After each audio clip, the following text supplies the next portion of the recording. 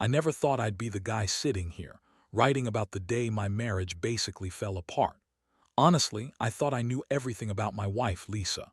We've been together for almost 10 years, married for 5, and I always believed we had a solid foundation. Sure, we had our fights, but nothing that made me think she'd betray me like this. But then again, life has a way of sneaking up on you when you least expect it.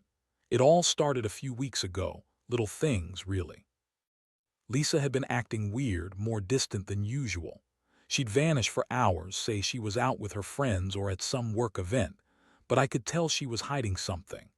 I noticed her phone lighting up at odd hours, and she'd always scramble to hide it or delete messages.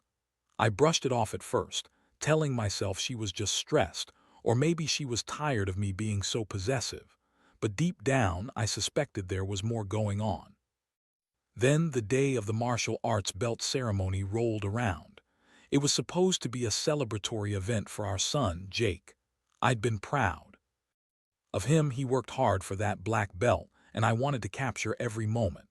Lisa was thrilled too. She kept telling everyone how proud she was, how Jake was her little champion. The dojo was packed, the energy was high. I was taking photos of the kids, the instructors, the parents, all of it. Lisa was supposed to be with me, but soon I noticed she kept sneaking off toward the dojo office. She said she needed to talk to the instructor, Mike, about private lessons for Jake. Seemed innocent enough at first, but then I saw her go into the office alone and she stayed longer than she should. I figured maybe she was discussing some new training schedule or maybe she was just catching up with Mike. No big deal, right? But the second I saw her come out, her face was flushed. She was out of breath and her eyes looked guilty. That's when I noticed Mike was hanging around nearby, acting oddly casual. My gut twisted, but I didn't want to jump to conclusions. I kept taking pictures, acting like everything was fine. I didn't want to ruin the day for Jake or make scene. Later that evening, I couldn't shake the feeling. I kept replaying her behavior, her hurried exit, that strange look in her eyes. It didn't sit right. That night, I decided to check the security cameras we had installed in the house, just to see if I was imagining things. When I pulled up the footage, I hit the jackpot. There, clear as day, I saw Lisa going into the dojo office, but what I didn't expect was what was happening inside. The camera caught her with Mike. They weren't discussing private lessons, as she'd claimed. They were kissing, and not just a quick peck. It was full-on making out, hands all over each other. My stomach dropped. My heart pounded in my chest. I felt like the floor was tilting beneath me. I watched as they slipped into something more intimate, and I knew I'd just been played. All those excuses she'd made, about work, about Jake's lessons, about being stressed, were lies. She was cheating on me, right there in the dojo office, behind my back during my son's celebration. I couldn't believe I missed the signs or ignored the little things. I was furious, but mostly I was crushed. This wasn't just about some affair. It felt like a betrayal of everything I thought we had. I sat there staring at the screen, feeling numb. My mind kept racing, trying to process how Lisa could do this. How someone I trusted, someone I loved, could do something so cold and calculated during a moment that should have been joyful. I thought about Jake, about how innocent he was, and I wondered how much of her bullshit I'd fallen for. I thought about confronting her right then, but I needed a plan. I needed to understand what I was dealing with. I couldn't just storm into the house and accuse her without knowing the full story, even though I already had enough proof to blow everything apart. That's when I knew my life was about to change forever. I stayed up all night after watching that footage. I couldn't sleep, couldn't eat. My mind kept replaying those images. Lisa pressed against Mike in the dojo office, her hands on him, their lips locked. It felt like a punch to the gut every time. I kept asking myself how I missed all the signs. She'd been so good at hiding it, lying about where she was, pretending everything was normal. I'd been blind, I guess, or just too damn trusting. As the days went on, I started noticing even more things. Small stuff, but enough to make me feel even more betrayed. She stopped being affectionate, stopped calling me during the day, and whenever I tried to talk to her about anything remotely serious, she'd brush me off, give me that bitchy smirk and say I was overreacting, that I was paranoid. She'd say I was jealous, insecure, all the typical bullshit she's used to dismiss me. But I knew better now. I knew she was lying and I knew she was cheating. One afternoon, I decided I had to confront her. I wanted her to know I had the evidence, that I wasn't just making assumptions. I told her I needed to talk, and she rolled her eyes, that typical snarl on her face.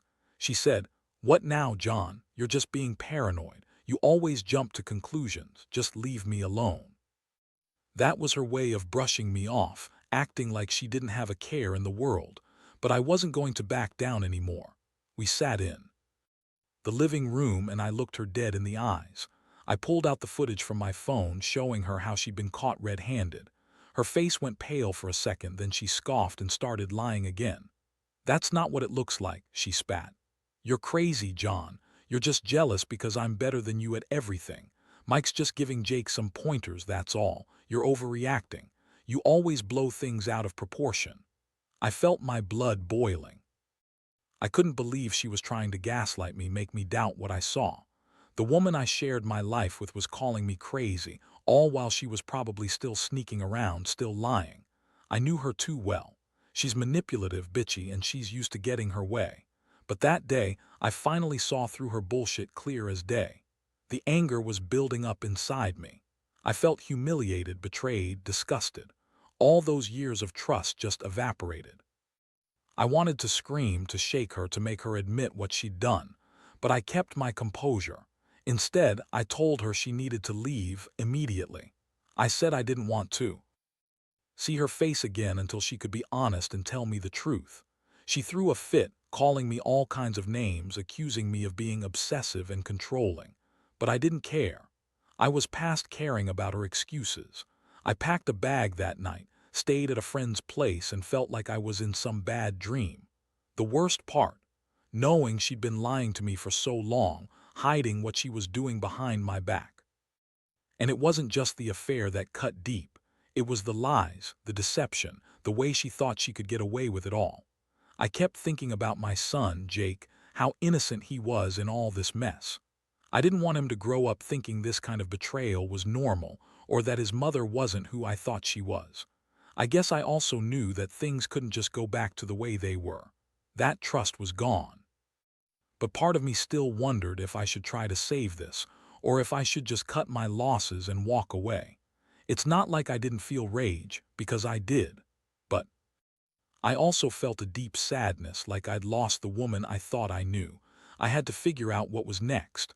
Was I going to fight for my marriage, or was it already over? I didn't have the answer yet, but I knew I couldn't stay silent about her betrayal anymore. The next few days were a blur. I stayed at my friend Mark's place, trying to keep my head clear, but every time I closed my eyes, I saw her face, her sneering at me, that smug look she always had when she thought she was outsmarting everyone. I couldn't believe I'd been so blind. For years, I thought we had a good thing, that we were solid. Turns out, the whole time she was out there fucking our martial arts instructor, lying about private lessons, and acting like she was doing me a favor by discussing Jake's future. Yeah, right. I kept replaying that moment in the dojo office, her face pressed against Mike's, her hands all over him. It made me sick to my stomach. I started questioning everything, our marriage, her loyalty, even Jake's happiness. I'd always been the stable one, the responsible one. I worked hard, paid the bills, made plans. And she was out there sneaking behind my back, cheating on me with the guy who was supposed to be mentoring my son. Of course, Lisa didn't take the confrontation well. When I finally told her I wanted her gone, she flipped out. She screamed, called me possessive, accused me of spying on her, said I was crazy for thinking she'd cheat. She had the nerve to call me insecure, like I was the problem. Then she started crying, acting all innocent, like the victim. It was so typical of her to try and guilt-trip me, to make me seem like the bad guy. But I wasn't buying it anymore. I knew the truth, and I wasn't going to let her spin her web of lies. Over the next few days, I started gathering evidence. I downloaded all the security footage, took screenshots of everything. I even went to Jake's school and talked to his teachers, making sure there was nothing I was missing. I didn't want any surprises. I also reached out to a lawyer, just in case I needed to get some legal advice. Part of me still hoped we could work things out, but honestly, I was done. I didn't see how I could ever trust her again after what I'd seen. Meanwhile, Lisa kept trying to reach me, sending angry texts, begging me to listen, to talk. She insisted she never meant for it to happen, that it was just a moment of weakness, and that she loved me. Yeah, right. Love doesn't cheat, doesn't lie about the most important thing in your life. I told her to stay away from me, to leave me alone because I needed space to think. I wasn't going to let her manipulate me anymore. One night, I finally sat down and thought about everything. About how I'd been living a lie, about how I trusted someone who turned out to be a great actress. I kept asking myself, was I naive? Or just too damn hopeful? It's hard to admit, but I felt crushed, like I'd lost a part of myself. A part I'd spent years building. I also felt angry, so angry that she could betray me like this, during my son's celebration no less. That day she was supposed to be proud of Jake, proud of herself, maybe even proud of us, but instead she was out there screwing around, pretending to care while secretly sneaking off to be with Mike. I knew I had to decide what to do next. I couldn't keep living in this limbo of pain and betrayal. But I also knew I didn't want to be the guy who just walks away without a fight. I had to protect my son, my own sanity, and whatever dignity I had left. I wasn't going to let her get away with it, at least, not without consequences. That's when I started planning. Not just to confront her again, I'd already done that, but to really take control of the situation. I wanted her out of my life permanently if I could manage it. I wanted her to know how deeply she'd fucked everything up. And I was ready to do whatever it took. Because if there's one thing I learned from all this, it's that the truth always finds a way to come out. No matter how much someone tries to hide it, eventually they get exposed. And Lisa, she was about to face her reckoning. The more I thought about it, the clearer my plan became. I wasn't just going to kick her out and call it a day. No, I wanted her to feel what I was feeling, humiliated, betrayed, and powerless. I had to make her see that I knew everything, that I wasn't just some naive guy who trusted his wife blindly. I needed her to realize that her lies had consequences. First step was confronting her again, but this time with a plan.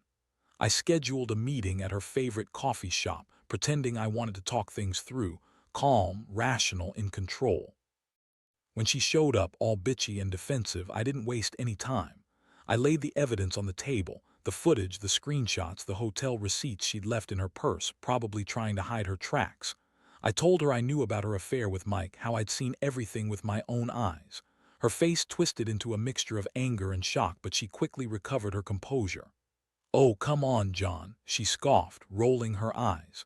"You're just being dramatic. That's not what it looks like. You're overreacting as usual." She was lying again, trying to dismiss everything, but I wasn't buying her bullshit anymore.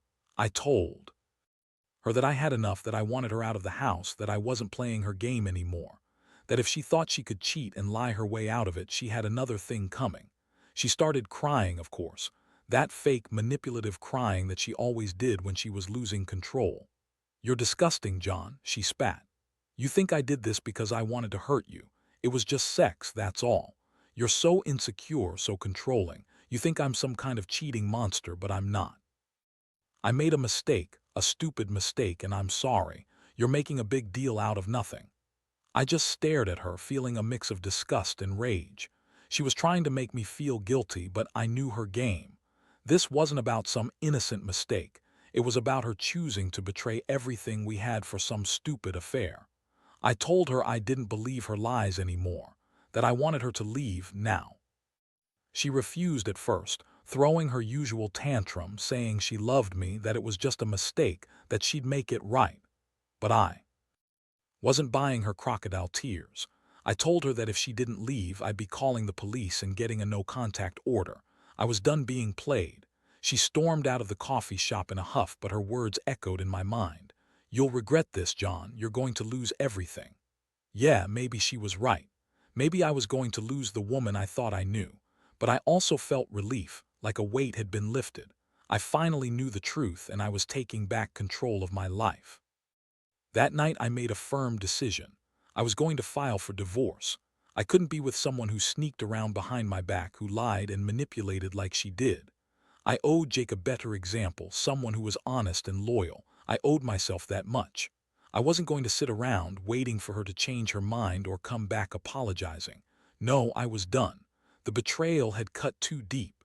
In the days that followed, I started packing her things. I didn't want her around anymore. I wanted her to feel the consequences of what she'd done. I also contacted a lawyer, got my affairs in order, and began planning how to tell Jake.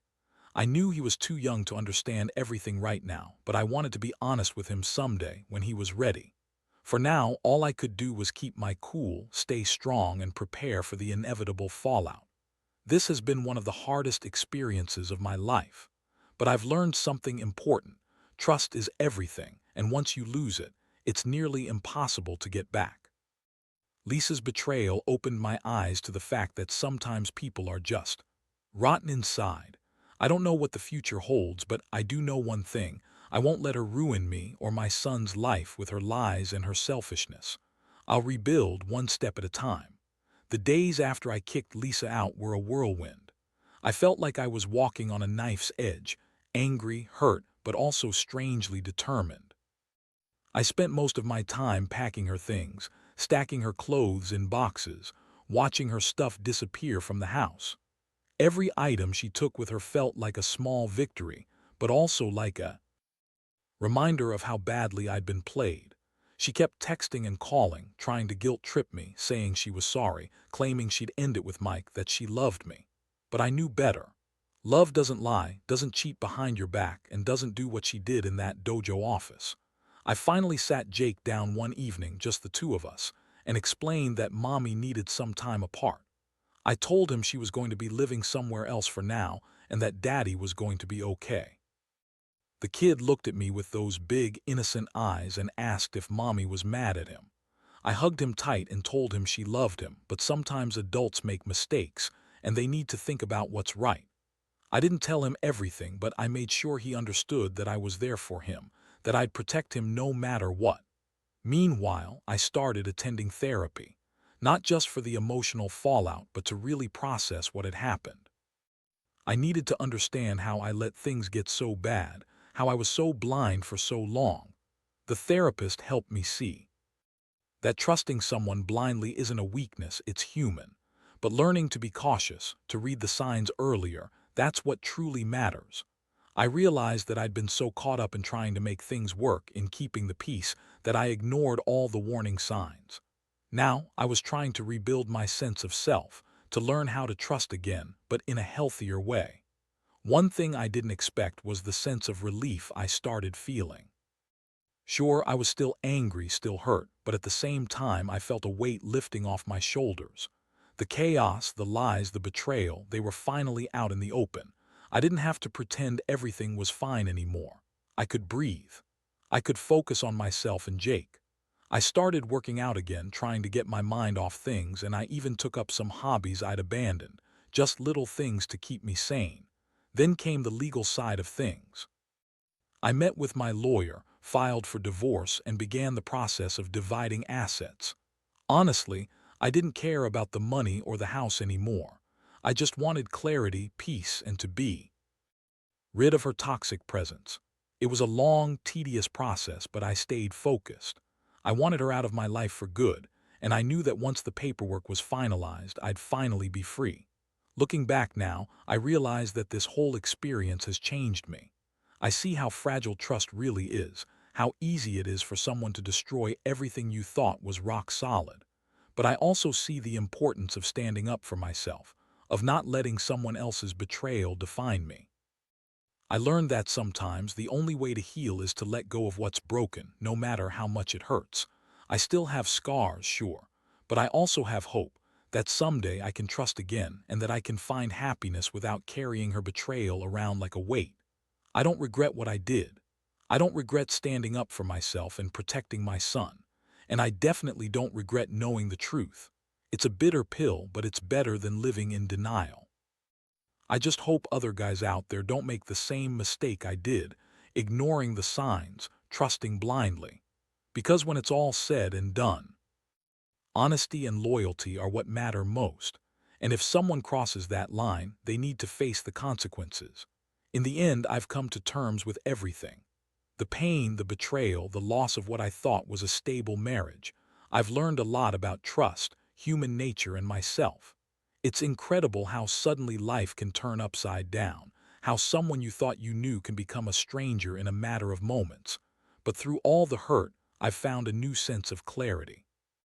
I realize now that I was too trusting for my own good, and that sometimes you only see the truth when everything's already falling apart. I think the most important lesson I've taken from all of this is that you have to prioritize your own well-being. No relationship is worth sacrificing your peace of mind or your integrity.